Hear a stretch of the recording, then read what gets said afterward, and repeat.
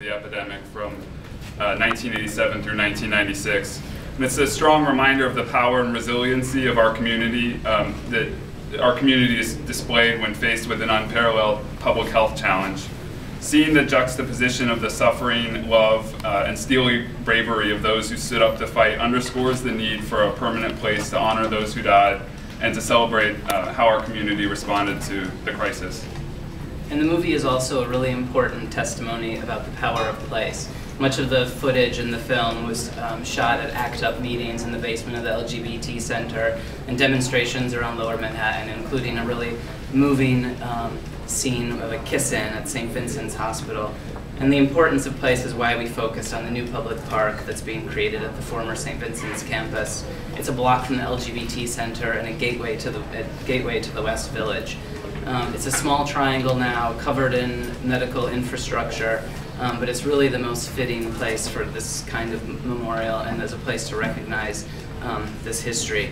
This exhibition comes at a really special time, kind of an inflection point in our process from the fun we've had over the past year negotiating the political process and community board meetings and city planning and everything else.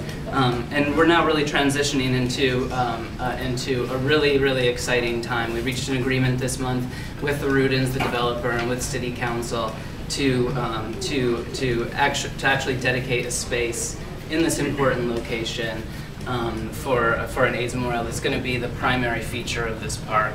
And we're really tremendously excited for the next stage in our work. We have a design challenge now that has three parts, not only to honor and honor all of those who died, over 100,000 men, women, and children in New York, but also to celebrate the activism and celebrate the response of our community that was truly unique and unparalleled. And the third part is to look forward and make sure that we recognize that this is an ongoing crisis and that HIV and AIDS is still a problem both in the United States and globally. And so hopefully this memorial and park can do all three of those things.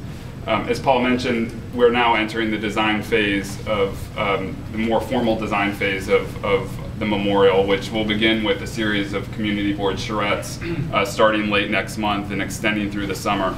So that both the information that comes out of the community board charrettes and all of the concepts that you see displayed in our exhibition will inform what the memorial ends up coming to be. We'd very much like to thank everyone who's helped make this a success. Securing a space for this type of memorial, I think, is a huge win for our community, and I'd especially like to thank our steering committee, all the over 30 supporting organizations that made us a coalition that required the community board and the city council to take us seriously.